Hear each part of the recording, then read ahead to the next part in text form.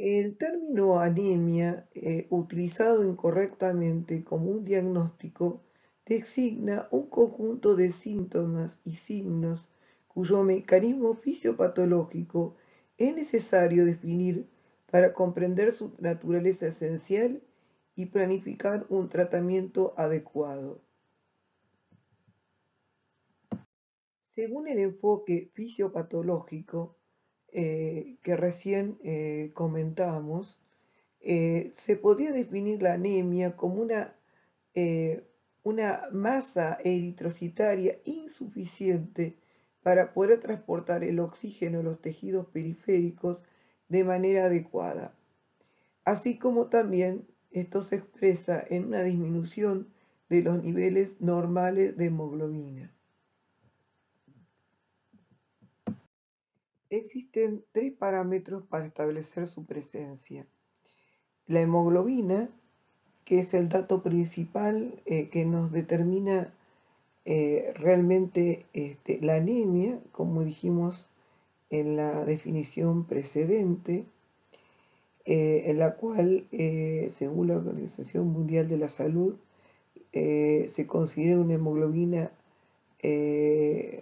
menor a 12 gramos, con una hemoglobina baja, y por lo tanto hablamos de anemia en mujeres menor de 12 y en los hombres menor de 13.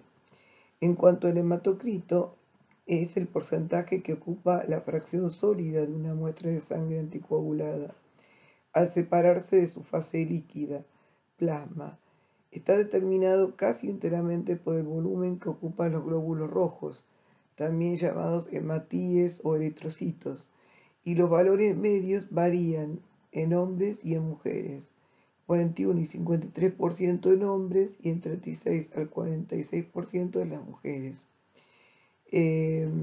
Esta diferencia radica en que el hombre tiene mayor musculatura y por ende mayor necesidad de oxígeno. Esas cifras pueden cambiar de acuerdo con diferentes factores fisiológicos, como la edad, la condición física del sujeto, también la situación fisiológica en que se encuentra, el embarazo, también la altitud, la postura y el tabaquismo. Con respecto a la concentración de eritrocitos, no es tan fiable como los otros parámetros, pero también puede tomarse como referencia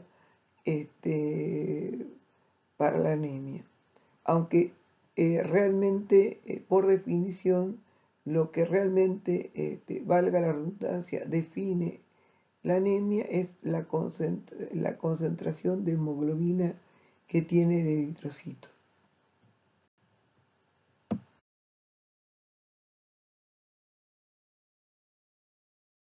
Como dijimos anteriormente, la hemoglobina, vamos a ver diferencias significativas en poblaciones que viven por encima del nivel del mar.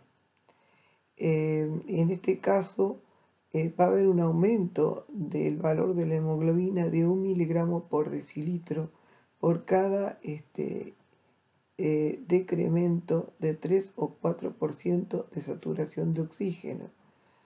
Esto se produce justamente porque al aumentar la hipoxia debido a la altura, el déficit de oxígeno que hay en altura, la respuesta normal fisiológica es aumentar la masa eritrocitaria y por lo tanto de esa manera aumentar el transporte de oxígeno a los tejidos.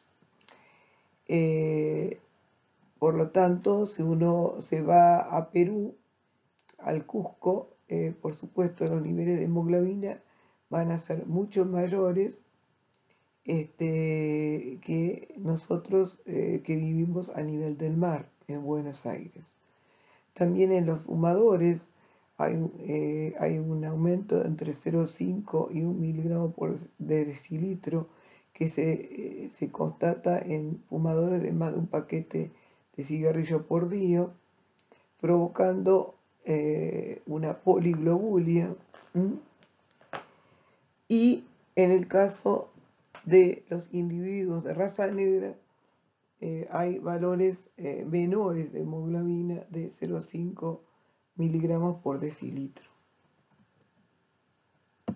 Es muy importante conocer los índices hematimétricos porque conociendo la morfología del glóbulo rojo, como así también la concentración de hemoglobina, podemos tener una aproximación de qué tipo de anemia es la que tiene nuestro paciente. Eh, tenemos el volumen corpuscular medio, que eventualmente no es más que el tamaño promedio de la población eritrocitaria. Ese volumen corpuscular medio va entre 80 y 90. Los factores que pueden alterarlo son distorsiones de la forma del eritrocito, también niveles altos de leucocitos o un edema osmótico súbito. Se cree que el aumento del volumen corpuscular medio podría ser justamente secundario al desequilibrio osmótico entre el eritrocito y el diluyente utilizado en los contadores celulares automáticos. En cuanto a la hemoglobina corpuscular media, es la cantidad de hemoglobina que se encuentra en cada eritrocito y está en 32 más menos 2. En cuanto a la concentración media de hemoglobina corpuscular, es la concentración relativa de la hemoglobina intracelular. El uso principal es para eferocitosis hereditaria, donde puede ser mayor de un 36%.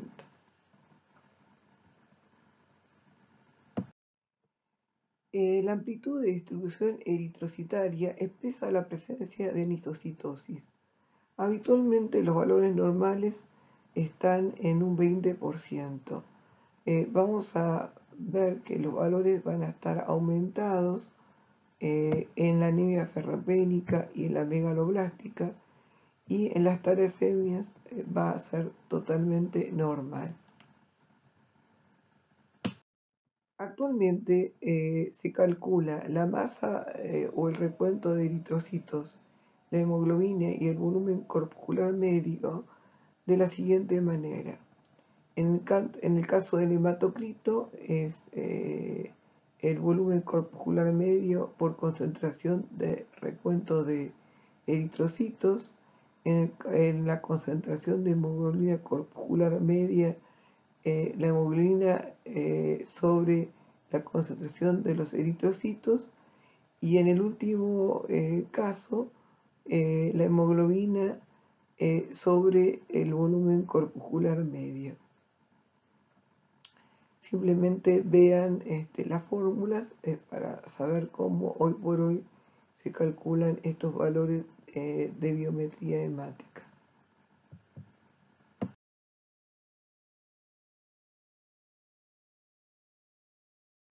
La sintomatología que puede presentar el enfermo con anemia puede ser muy variada, dependiendo fundamentalmente del proceso etiológico y también de la velocidad de instauración. Una hemorragia masiva desencadenará un cuadro de disnea, palidez intensa, taquicardia y shock, pudiendo acabar con la vida del enfermo en muy poco tiempo. Mientras que pequeños sangrados de manera crónica por ingesta de AINES, hernia de hiato, hemorroides, pueden instaurarse progresivamente y ser muy bien tolerados por los enfermos, que tan solo mostrarán una astenia moderada pero progresiva y una intolerancia al esfuerzo.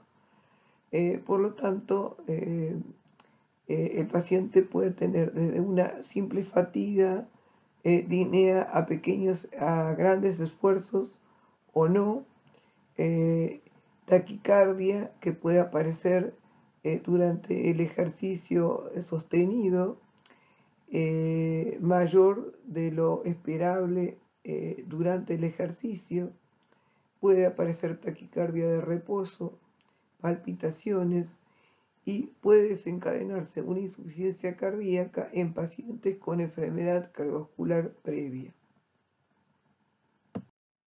A la exploración se encuentra un paciente pálido, con, con palidez de piel y mucosas, debido bien a la vasoconstricción periférica, bien al descenso del hematocrito y de la hemoglobina, o puede ser ambas cosas. Lo mismo sucede con los lechos fungiales. Se puede hallar soplos carotídeos o en el ápex originados por una excesiva velocidad de circulación de la sangre a su paso por las válvulas cardíacas. Es decir, puede aparecer soplos, estos soplos mesosistólicos u holosistólicos en la punta o el borde del esternón con relación a cuello, que habitualmente si el paciente previamente no tenía valvulopatías son funcionales. Se los pueden considerar soplos funcionales. El resto de la exploración física, realizada de manera sistemática y ordenada, nos puede orientar hacia la etiología del proceso, en el caso de hepatopatías, endocrinopatías, tumores o hemopatías malignas. Y por último, en el examen físico siempre debemos buscar determinados datos, y entre ellos es digamos, la palidez de piel y mucosas. También si se constata ictericia, tengamos en cuenta que la bilirruina tiene que estar por encima de 2 para realmente el paciente estar ictérico, y si el paciente está embolizando y la anemia es producto de una embólisis, vamos a tener un paciente pálido, pero que también puede tener la piel y mucosas de color amarillento. También es muy importante ver si no hay signos de sangrado, petequias, sangrado rectal, es decir, el examen de la ampolla rectal, y también buscar hepatoesplenomegalia o linfadenopatías. Porque como dijimos, la anemia es un síndrome que puede ser primario o secundario a determinadas patologías que pueden acompañarse de anemia. Es importante saber cuándo fue el inicio. Si es un inicio agudo, uno podrá encontrar signos de hipovolemia e hipoxia, como por ejemplo livideces en miembros inferiores, hipoperfusión periférica por vasoconstricción, hipotensión, taquicardia, en un paciente que previamente no estaba descompensado. Cuando la pérdida es más del 30% en menos de 12 horas, puede aparecer además de la hipotensión postural, taquicardia, digamos, durante el ejercicio, y hipotensión ortostática, que hay un cambio de la presión con los cambios de decúbito, que no se registra el aumento de la tensión arterial, como si también de la frecuencia cardíaca con los cambios de decúbito. Y la pérdida, si es mayor del 40%, el paciente va a presentar signos de shock, entre ellos la hipotensión severa, con sistólicas menores a 80. En una aproximación diagnóstica del síndrome anémico, uno va a tener en cuenta la cinética y la morfología. En la cinética, digamos, si la anemia es producto de una destrucción acelerada de eritrocitos, si es debido a una hemorragia, una pérdida sanguínea o un defecto en la producción de eritrocitos. Y por otro lado, vamos a tener en cuenta la morfología, el tamaño, el color y la forma del eritrocito. Es decir, que lo que vamos a ver es las alteraciones biométricas hemáticas, que ya en su momento estuvimos explicando en las diapositivas precedentes. Bueno, aquí vemos que las alteraciones en biometría hemática tendríamos que si un paciente tiene un volumen corpuscular medio menor de 80, sería microcítica, entre 86 normocítica y macrocítica mayor de 100. Puede ser que en algunos libros o datos referenciales puede ser que esté en 98, pero bueno, el nivel de corte sería 100.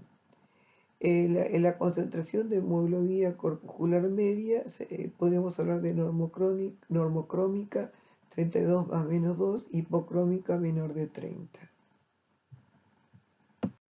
Entonces podemos clasificar las anemias por sus valores o índices hematimétricos. Entonces podemos tener una anemia que sea microcítica hipocrómica, en la cual el volumen corpuscular medio y la concentración de corpuscular de hemoglobina va a estar disminuida. En el caso de la normocítica normocrómica va a estar normal, y la macrocítica vamos a ver que el volumen corpuscular medio va a estar aumentada, pero la concentración de hemoglobina corpuscular media va a estar absolutamente normal.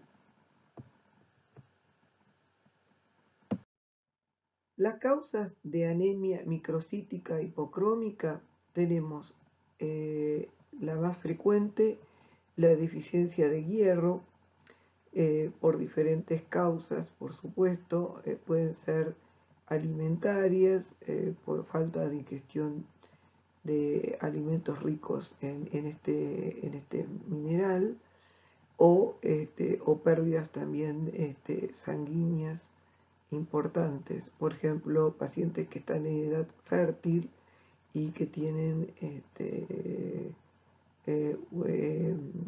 polimenorrea.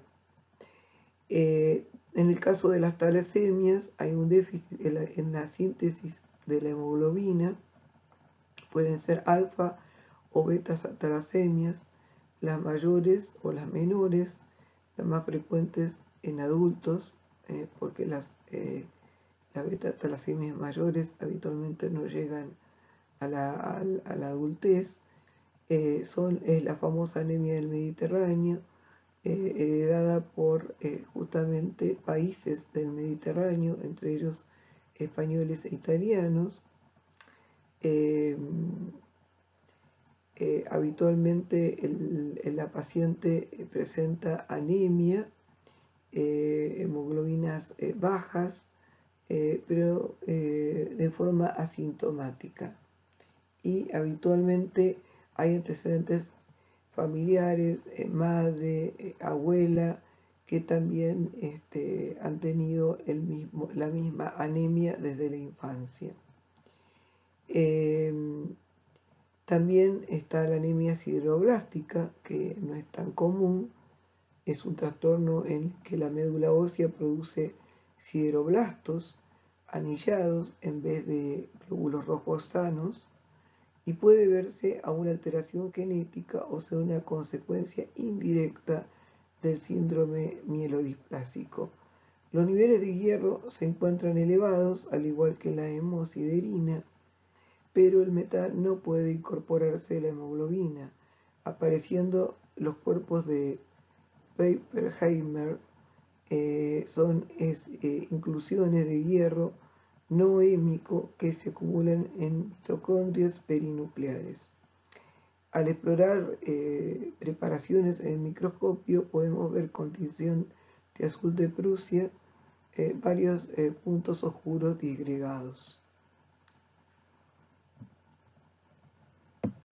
En este gráfico podemos ver la cinética del hierro en las diferentes tipos de anemia, la que es por talasemia, por déficit de hierro e inflamación crónica. Y vemos que hay diferencias importantes que también nos ayudan a hacer el diagnóstico diferencial en este tipo de anemias microcíticas hipocrómicas. En cuanto al hierro sérico, vamos a ver que la talasemia está normal o aumentado, en la deficiencia de hierro va a estar disminuido y en la inflamación crónica también. Mientras que el TIP, que vendría a ser la capacidad total de fijación de hierro, es una prueba diagnóstica sencilla y económica que nos va a expresar la capacidad de la transferrina para transportar hierro en la sangre, la cual va a estar normal en la talasemia, va a estar aumentada en el déficit de hierro y va a estar disminuida en la inflamación crónica. Con respecto a la saturación, veremos que la talasemia va a haber una saturación más del 20%, menor del 10% en el déficit de hierro y en la inflamación crónica entre el 10 y el 20%. Mientras que la ferritina va a estar, yo diríamos, mayor de 50, menor de 12 en déficit de hierro, es decir, van a estar depresionados los depósitos de ferritina en el hígado, mientras que la inflamación va a estar entre 30 y 200. Es decir, al contrario, puede estar aumentada.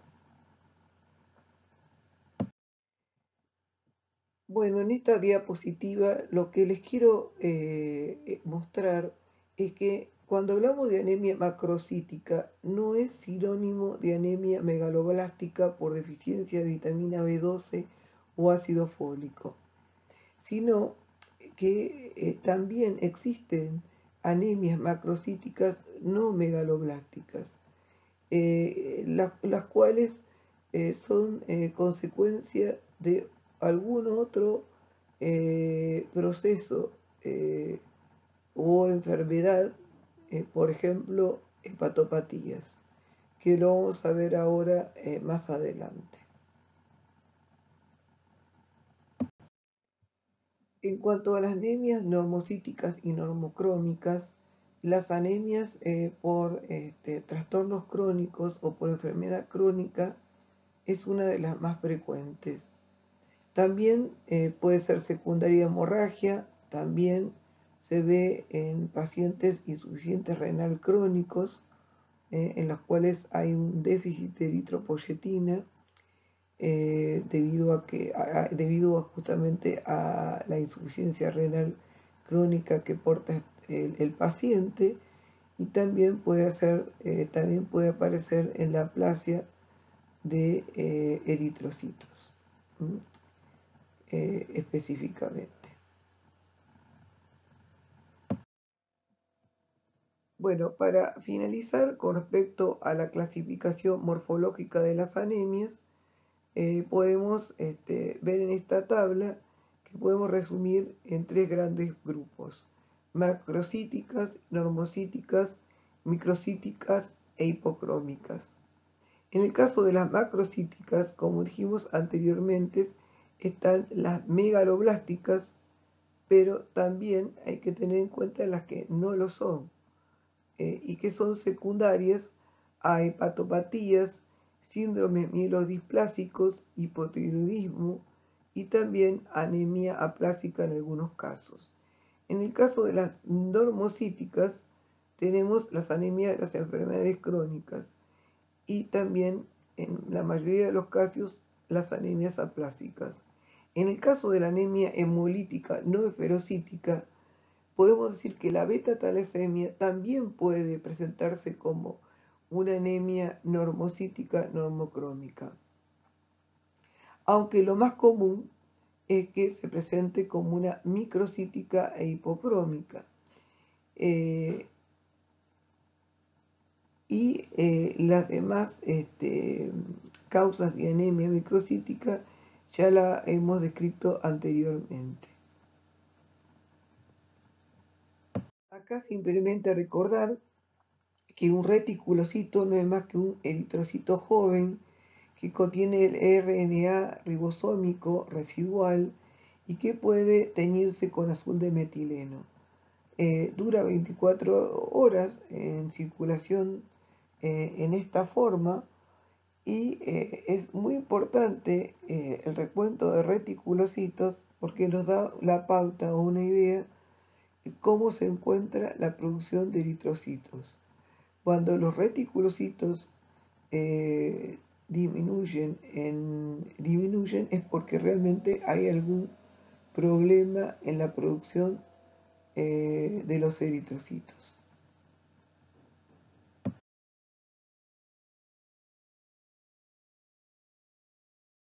Es importante conocer cuáles son las características de la anemia hemolítica. Y en esto es muy importante saber cuáles son los parámetros de hemólisis. Los parámetros de hemólisis están dados justamente por la destrucción de ese eritrocito en forma acelerada por diferentes causas. Entre ellas puede ser un déficit de la síntesis de hemoglobina, como se ve en las beta-talasemias, o puede tener otras, o por traumatismo protésico en los pacientes que tienen válvulas protésicas mecánicas cardíacas, en la cual se produce hemólisis secundario al trauma que se produce cuando el glóbulo rojo atraviesa la válvula cardíaca. ¿Y cuáles son los parámetros de hemólisis? La bilirrubina indirecta elevada, la LDH elevada, los niveles de lactoglobulina bajos. Tengan en cuenta que la lactoglobulina es una transportadora, la cual puede estar ausente o disminuida. Y en el caso de la hemólisis, cuando es intravascular, la hemoglobinuria y la hemoglobinemia están presentes, como así también la hemosiderina urinaria. Podemos clasificar las anemias desde el punto de vista funcional y tenemos dos grandes grupos. Aquellas anemias que tienen eritropoyesis eficiente o eficaz y aquellas que tienen eritropoyesis ineficientes o ineficaz. En el primer caso, los niveles del índice de producción de reticulocitos pueden estar 3 veces mayor que lo normal, como lo podemos ver en las anemias secundarias a hemorragia o a hemólisis. En este caso nos puede servir de gran ayuda solicitar los parámetros de hemólisis, entre los cuales está la bilirrubina indirecta y la LDH. En el caso de la eritropoyesis ineficiente o ineficaz, vamos a ver que el índice de producción de reticulocitos va a ser menor de 1. De las múltiples clasificaciones de las anemias, según su patología, como vemos en este cuadro, no existe ninguna del todo satisfactoria. Y aparte de la clasificación morfológica que vimos anteriormente, merece la pena destacar por su utilidad la distinción de dos tipos de anemia, según exista o no la capacidad medular para la respuesta ante un déficit de hemoglobina. Como vemos en el cuadro, las anemias regenerativas o periféricas, en este caso, la médula tiene capacidad de respuesta e incluso inclusive puede estar aumentada, lo que suele ocurrir cuando hay un aumento de la destrucción eritrocitaria o una hemorragia aguda. En cambio, en las anemias arregenerativas o centrales no existe la posibilidad de respuesta medular, ya sea por fallo intrínseco de la médula ósea o por la falta de factores necesarios para la producción eritrocitaria. Esta capacidad regenerativa de la médula puede verse reflejada en sangre mediante la determinación del número de reticulocitos en sangre periférica. En las anemias regenerativas aparecerán cifras normales de reticulocitos o superiores a las normales, mayor del 2%, mientras que las arregenerativas las cifras serán inferiores a las normales, menor del 2%. En cuanto al frotis sanguíneo, podemos observar forma, macrocitosis o microcitosis, también anisocitosis, es decir, glóbulos rojos de diferentes formas, o glóbulos rojos fragmentados. Eso nos puede dar una idea, por ejemplo, en pacientes que tienen hemólisis, podemos tener un frotis en la cual tenemos anisocitosis. Eh, eh, También podemos ver determinadas características de los glóbulos rojos, como por ejemplo en el caso de la deformación del glóbulo rojo, como eh, la esferocitosis. El tamaño normal de un glóbulo es igual al núcleo de un linfocito, y la palidez central es de 1/3 al medio de este.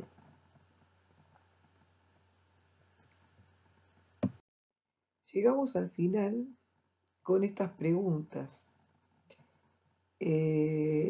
Teniendo en cuenta lo que estuvimos viendo, uno debería preguntarse frente al paciente si el paciente que viene con signos y síntomas de anemia, ¿cuándo inició esos síntomas? ¿En qué momento? ¿El paciente tiene pérdidas sanguíneas? ¿Está sangrando o ha sangrado? ¿Qué índices hematimétricos tiene nuestro paciente? ¿Existe evidencia de destrucción aumentada? Es decir, ¿el paciente tiene parámetros de hemólisis? ¿Y si hay déficit de hierro? ¿Por qué? Hemos de pedirle una cinética de hierro para ver cómo están los depósitos de hierro, la ferritina, el TIP, el hierro sérico, para evaluar cómo se está utilizando ese hierro, si hay déficit o mala utilización del hierro, y también preguntarnos si el paciente además puede tener déficit de ácido fólico o B12 y por qué. Y en estos casos es muy importante tener en cuenta qué índices hematimétricos, es decir, qué morfología tiene el glóbulo rojo, si es una anemia macrocítica, si es una anemia microcítica, si es hipocrómica y microcítica o macrocítica solamente, porque también nos va a orientar qué tipo de dosajes le vamos a pedir al paciente para poder tener una idea más precisa de qué tipo de anemia está el paciente padeciendo. Y en última instancia, si el paciente tiene o no una eritropoyesis eficaz, porque tendríamos que pensar si nuestro paciente tiene o no una supresión medular, y eventualmente, si es así, si yo encuentro que este paciente tiene signos de no tener una respuesta medular adecuada frente a la necesidad de un incremento de los eritrocitos, expresado en una disminución de la población reticulocitaria que tiene nuestro paciente, uno pensará y evaluará si el paciente no es candidato a una biopsia de médula ósea. Bueno, les he querido dejar estos escalones para brindarles una manera de pensar, digamos, este gran síndrome, como para poder empezar a estudiar y a manejarse con una aproximación diagnóstica de la anemia. En otro momento tomaremos con mayor detenimiento los diferentes tipos de anemia. Esto ha sido simplemente una visión general. Espero que les haya servido. Muchísimas gracias.